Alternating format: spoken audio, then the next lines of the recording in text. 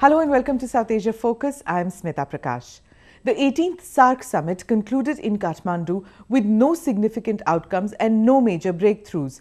As with all other summit meetings, this South Asian summit too was overshadowed by India-Pakistan shadow boxing, with delegates and the media focused on whether Prime Ministers Modi and Sharif would hold a bilateral on the sidelines of the main summit.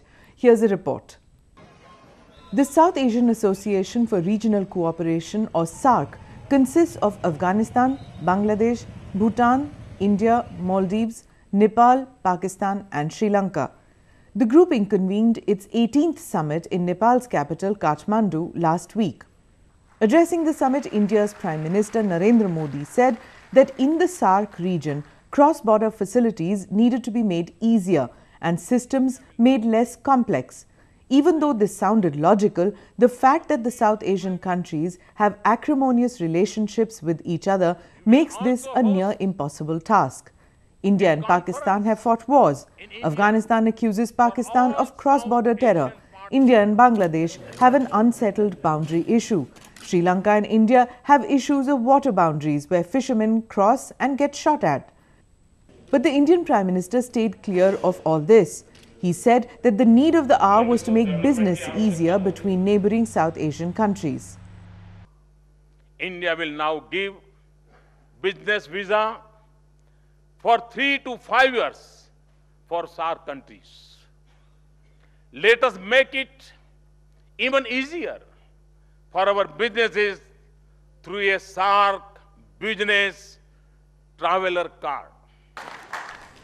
The Indian Prime Minister referred to terrorism and the 26/11 anniversary, which fell on the same day as the summit. But he did not talk about the never-ending trial in Pakistan and India's disappointment that the perpetrators in Pakistan had not been sentenced.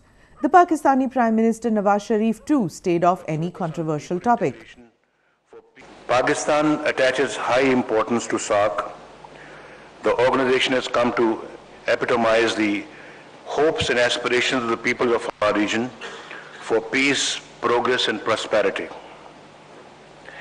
If we look at the region, which is home to nearly 1/4 of humanity on the planet, it is mired in poverty, disease and illiteracy. Back home in Pakistan, the right-wing media was critical of Nawaz Sharif, which wanted him to have brought up Kashmir on the SAARC platform.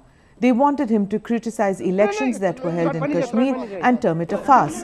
Mr. Sharif did not oblige. The newly elected Afghanistan President Dr. Ashraf Ghani restated the significance governments play in shaping security in the region. He also talked about not allowing Afghanistan to be used for proxy wars. We will not allow our territory to be used against any of our neighbors, but we will not permit anybody to conduct proxy wars on our soil either. Later, an agreement was signed between the members to create an energy grid to provide seamless power in the region. The deal, which was briefly stalled after Pakistan's opposition, got through after other member countries put pressure on Pakistan to change its stand.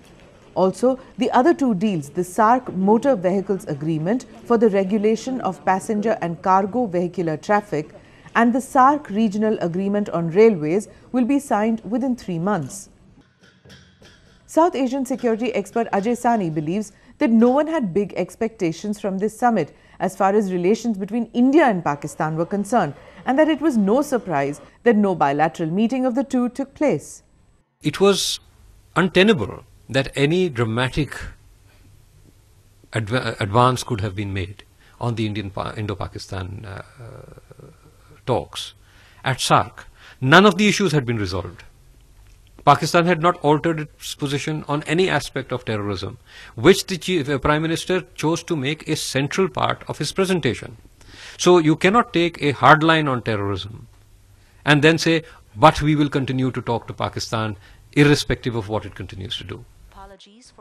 Mr. Modi and his Pakistani counterpart, Nawaz Sharif, who had been ignoring each other through the summit, finally shook hands in an informal meeting on the last day in a move believed to have been mediated by Nepal's Prime Minister, Sushil Koirala. Foreign ministers of both the countries had been saying that there would not be any structured meeting between them during the summit. The handshake drew sharp and interesting reactions on Twitter, with Pakistani columnist Musharraf Zaidi tweeting, PM Sharif has exchanged pleasantries with PM Modi today at SAARC. Courteousness is a South Asian trait we must always maintain. Good enough? Senior journalist and expert on South Asian affairs, Myra McDonald tweeted, "For what it's worth, the Modi-Sharif handshake won't make any difference to relations between India and Pakistan." The handshake was even welcomed by Iqbal Shoban Chaudhary, the media advisor to Bangladesh's Prime Minister Sheikh Hasina. The two leaders, knowing fully the legacy of the past, they came together. And at least by shaking hands, they have given this message that we want to resolve the existing problems and we want to give a new start to the peace process in this South Asian region.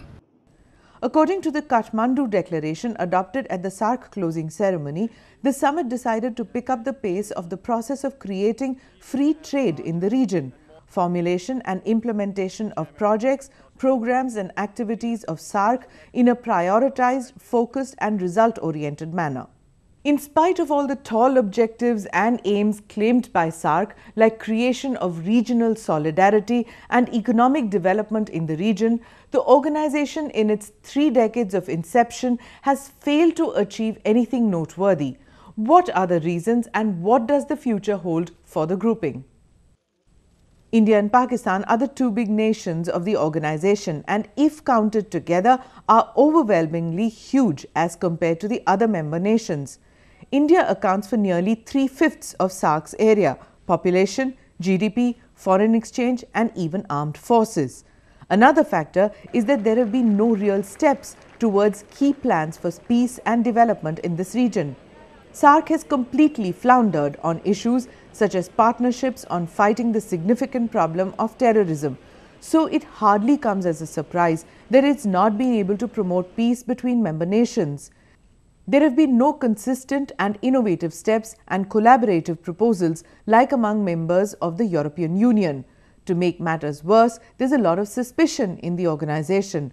There's a huge trust deficit among the members, especially between India and Pakistan, that acts as a hindrance in the successful and effective working of the organization. As Subramanian Swamy, member of India's ruling Bharatiya Janata Party's Strategic Affairs Committee, writes, India has to go the extra mile to make SAARC work because India is 70% of South Asia and has common borders with 7 SAARC nations.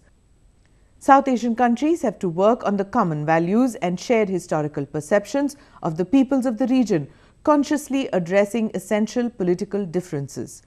According to Ajay Sani, the principal reason among others is the India-Pakistan rivalry, which has cast a shadow over the organization. If you want a single reason, it is India-Pakistan. The conflict and rivalry between these two countries have undermined all possibility of a consensual approach to any issue. Even today, if you see the communications issue that has been blocked, where there was a consensus among all other participating nations, Pakistan said we cannot participate in this without a validation from our parliament and from government. So, and this is not because of any legitimate reasoning. It is merely that if this seems to be an India initiative, an Indian initiative, Pakistan will invariably block it. So it is the Indo-Pak rivalry that has undermined the potential, among other reasons. There are certainly a number of other reasons, but the principal reason is the India-Pakistan rivalry or conflict. The organization's failure to assimilate the region over the past 3 decades has provided an opening for China to put its foot in with ambitious development plans. Currently, China has an observer status at the grouping. Its Vice Foreign Minister Liu Zemin has promised $30 billion for road building in South Asia over 5 years and also suggested increasing trade to $150 billion over the same period.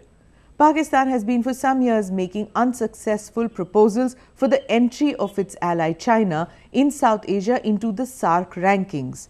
China's state-run Xinhua news agency even quoted Nepali experts and politicians saying it was offensive to keep restricting China to its observer status.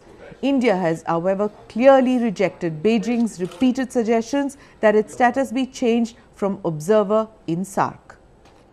Unfortunately, SAARC has hardly achieved anything since it was formed in 1985. In fact, it has created problems instead. Members have not been able to establish enough trust or even workable trade and economic pacts because of the problems between nations. A complete reinvention and better understanding among members is the need of the hour, or else SAARC will continue to be a pointless forum which convenes obligatory meetings. That's all we have for you this week. Thank you for watching South Asia Focus.